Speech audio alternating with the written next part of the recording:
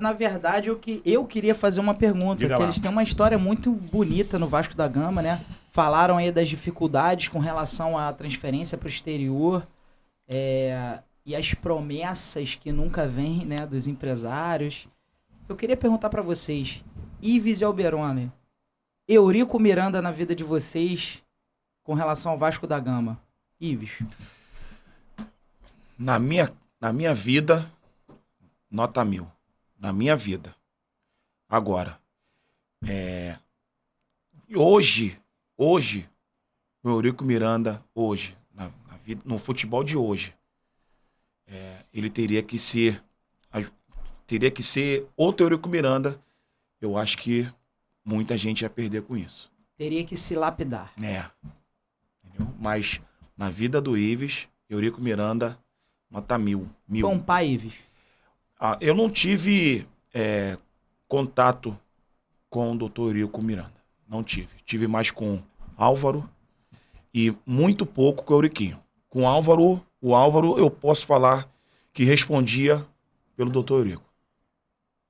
Que tudo que sempre pedia, pô, Álvaro, tem como falar com seu pai isso. Pô, Ives, olha só, vou falar assim, pode deixar. Porque ele sempre fez tudo pela categoria de base, né, o Álvaro. Ele sempre estava ali, sempre disposto a ajudar todo mundo. E o Dr. Eurico, ele não tinha esse tempo para a categoria de base. Então, o Álvaro sempre foi ali o braço direito do Dr. Eurico. Maravilha. Para quem não conhece, Álvaro Miranda é o filho do Dr. Eurico Miranda, falecido Dr. Eurico Miranda, que fez parte aí dessa passagem de tanto Ives e Alberoni no Vasco. E o Álvaro Miranda era o responsável por toda a categoria de base do clube e por cuidar desses atletas todos aí da categoria de base. E realmente todos os relatos que eu vejo da galera que passou na base do Vasco fala que o Álvaro foi o paizão mesmo, que abraçou e deu a oportunidade e acolheu essa galera, essa garotada da categoria de base nesses anos todos que o Álvaro Miranda passou como responsável pelas categorias de base. Eu tive a oportunidade de trabalhar com o Álvaro Miranda também e agradecer aí o Álvaro, para quem conhece, para quem tem esse contato pessoal. Só tem tamanho, o coração dele é de manteiga, né? E você, Alberoni? Eurico Miranda, fala pra gente. Velho charutão, né?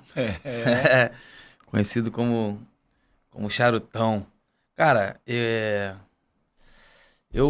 minha vida foi no Vasco, né?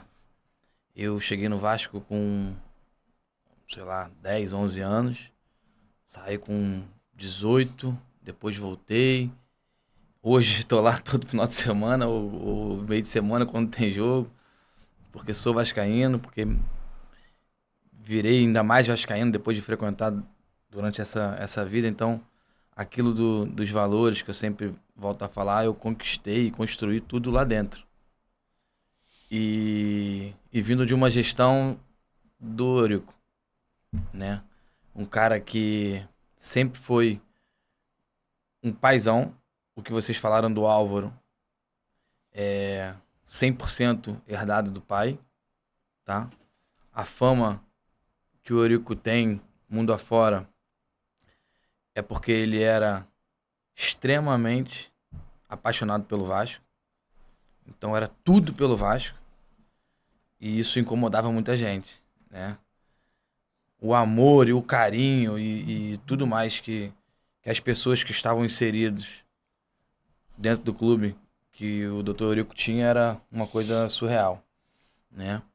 Só que as pessoas, cada um possui suas personalidades, cada um possui sua característica, e ele tinha as dele. E isso incomodava algumas pessoas, isso nem todo mundo era a favor a algumas tomadas de decisão, mas é ser humano, cada um é diferente do outro. Para mim e a minha visão sobre o Dr. Eurico, eu falo charutão porque eu me sentia, nunca tive tanta proximidade, mas se tratando de estar inserido ali dentro do mundo Vasco, a gente gostava de falar sempre que era o charutão. entrava no vestiário às vezes para dar uma baforada lá e dar umas duras na gente, né? Um incentivo também. Então eu não tenho palavras para dizer o que ele era para todos os funcionários que ali viveram na sua gestão.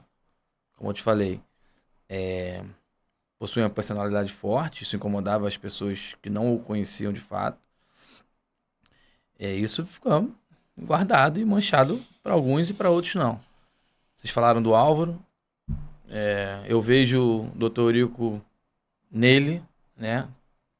Não tenho tanta intimidade com o Euriquinho, que é outro filho, que ficava um pouco mais na parte de gestão, e o Álvaro ficava um pouco mais em campo e conosco, né? Então, assim, cara, eu tenho certeza absoluta que o fato ocorrido comigo na minha transferência, o Dr. Eurico não teve o mínimo de conhecimento e se soubesse, de repente, tinha me orientado de uma forma melhor. Mas é um paizão, sempre foi um paizão. Eu trabalhei 15 anos no Vasco, na base, né?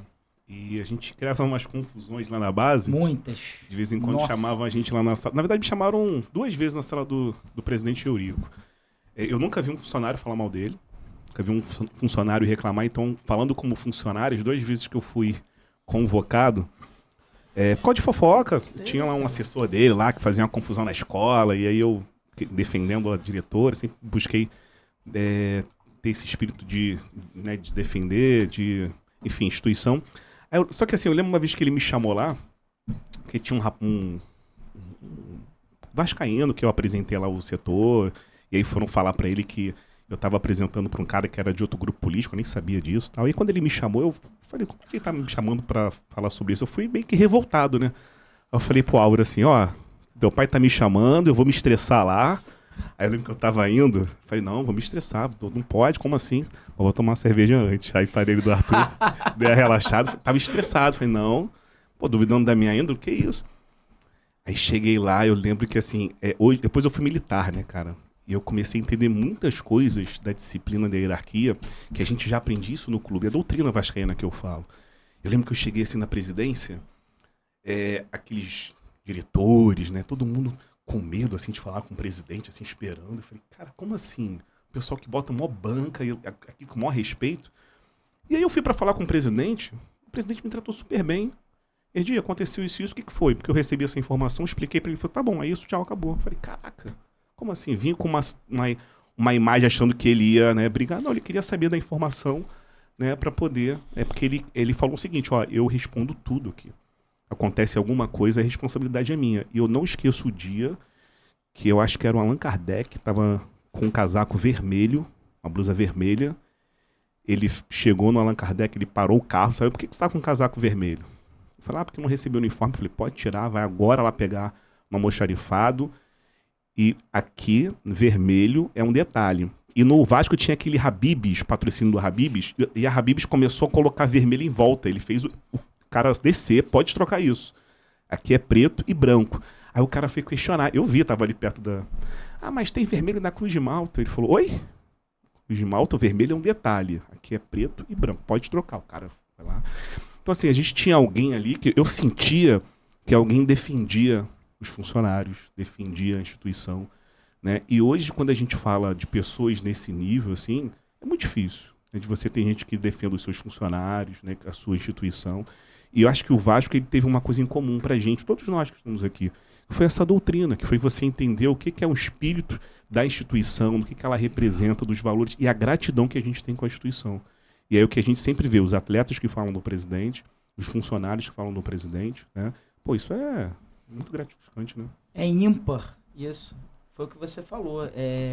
Eu não lembro de alguém que tenha trabalhado no Vasco com o Eurico Miranda, né? E que tenha falado algo diferente do que o Alberoni falou. E realmente aquele espírito de liderança, doutrina, disciplina e defender os valores do Vasco eram muito fortes na figura do presidente Eurico Miranda. O espírito, né? O espírito. E outra coisa que ele falava, assim, isso ele repetia constantemente, né? ele mencionava no seguinte sentido. Ele falava, as pessoas não têm motivo nenhum para não gostar de mim, para vender ou colocar uma imagem do Eurico Miranda e as pessoas não gostarem de mim ou terem raiva de mim. Elas podem não gostar da maneira que eu defendo o Vasco. Porque para alguém eu nunca fiz mal para ninguém. Agora, eu defendo o Vasco de maneira muito forte e muito incisiva, e aí isso pode incomodar muitas pessoas, né? Era isso que ele falava. Eu acho que tá muito lá, assim, eu vejo a sociedade em si muito à vontade em algumas situações. Por exemplo, quando o presidente estava no clube, se tivesse alguma coisa errada que eu digo tá sujo, não fizeram isso e tal, ele saía do carro, chamava, Angelino, Geraldo, por que isso tá assim? Alguém que cuidasse, né, da instituição. E hoje você vê, é difícil isso, até no ambiente público, né, de você ter um governante público que ande, que vai frequentar lá o hospital, que vai frequentar a realidade da educação. A gente não tem muito isso. Ele vestia muito essa questão da liderança, né? E ele dava exemplo. Ele dava o exemplo. exemplo Arrasta. exatamente. O exemplo líder arrasta. dá o exemplo. E ele emplacava muito isso dentro da instituição Vasco da Gama.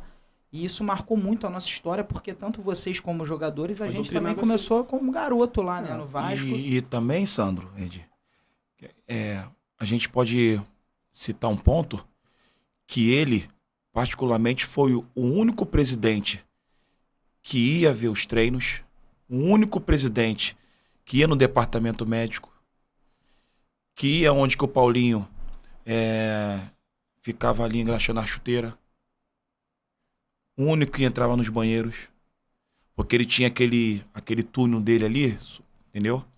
Então ele ia em todas as partes de dentro de São Januário. Me cita um presidente que você vê aí em um treinamento de algum clube. Ele tá assim, ó, conversando com a comissão técnica. Ele tá conversando, na época ele conversava muito com o Romário, né? Ele conversava muito com o Romário dentro de campo, ou então na sala dele, a imprensa sempre tirava uma foto, ele conversando com alguém, membro da comissão técnica.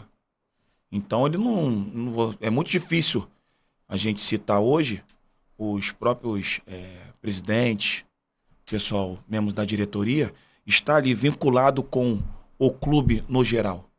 Tá entendendo? Porque hoje você vai ver os centros de treinamentos. Pô, se eu chegar no centro de treinamento hoje do Vasco, de repente o porteiro vai falar que assim, pô, não, mas tu jogou naquela época lá, tu não pode entrar pra ver o treino. Cara, você é patrimônio. Tá entendendo? Você é patrimônio do clube. Pra sempre. Ninguém Agora, tira isso pra na você. nossa época. Eu sou sambarreira, filho.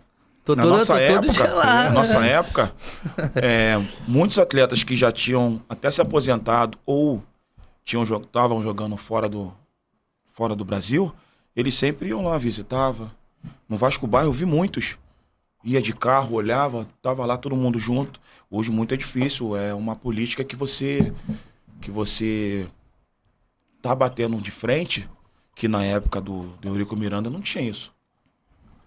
Não tinha isso. Ele poderia não estar enxergando lá na sala dele quem estava ali. Mas depois que a pessoa chegasse e falasse assim, pô, não, é o Sandro, cara. Sandro que jogou na época tal. Ele não ia falar nada. Às vezes ele poderia até chamar pra você ir lá na sala dele. Pô, tá aqui, não veio falar comigo? Tá entendendo? Então o que acontece? A gente tá colocando botando isso tudo do charutão, porque ele foi diferenciado mesmo. Agora, foi o que o Oberoni falou. Concordar, a gente tá aqui num debate, aqui, numa conversa, não é obrigado ninguém a concordar aqui. Sempre com a opinião do outro. Com certeza. E ele sempre batia de frente porque tinha uma cúpula que sempre ia só para um lado. Ele sempre não foi remando com esse lado. Ele sempre ia contra. Então é mais fácil o quê? Odiar um ou gostar de todos? Eles ali, todo mundo se gostava. Então, não, o Sandro foi a favor, eu gosto do Sandro. Mas com o Eurico, não.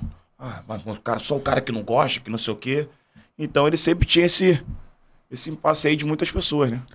A gente tem um exemplo hoje no cenário do Vasco sobre sobre esse acolhimento do Charutão com os filhos que estão ali dentro inseridos, né? Hoje, se vocês querem saber, e sabem, os vascaínos sabem, um dos maiores patrimônios do clube do Vasco hoje, nasceu dentro do Vasco, dentro da barreira do Vasco.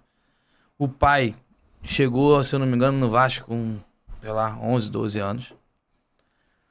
Hoje, o filho desse ex-atleta do Vasco, que chegou lá com 10, 11 anos de idade, é um dos maiores patrimônios que o Vasco tem hoje dentro de São Januário.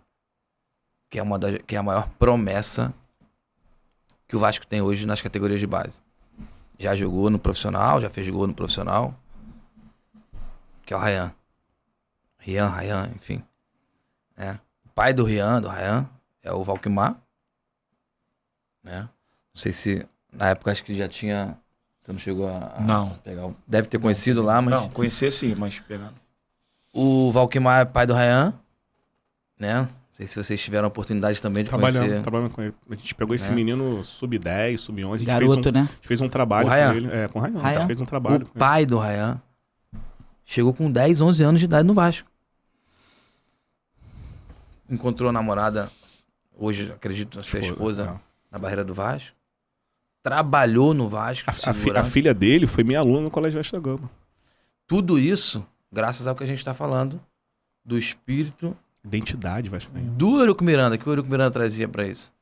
Então isso, em cima desse assunto que a gente está falando aqui, cara, é uma prova do que a gente está falando. Não é história, né?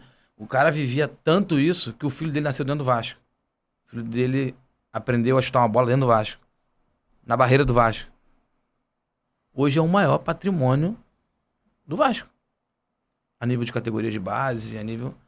É exatamente isso. Então, se você parar para analisar, tem muito a ver com a história, com essa defesa que o Dr. Eurico tinha com a gente, de dar valor a quem veste essa camisa de verdade. Cara, eu quando eu vou pro Vasco até hoje, eu vou pra São Januário ver jogo. Tem umas histórias de que eu saía do treino, ia pra torcida, ficava de bandeira. E é verdade, isso aí eu era meio maluco com essas coisas. Eu vou pra São Januário.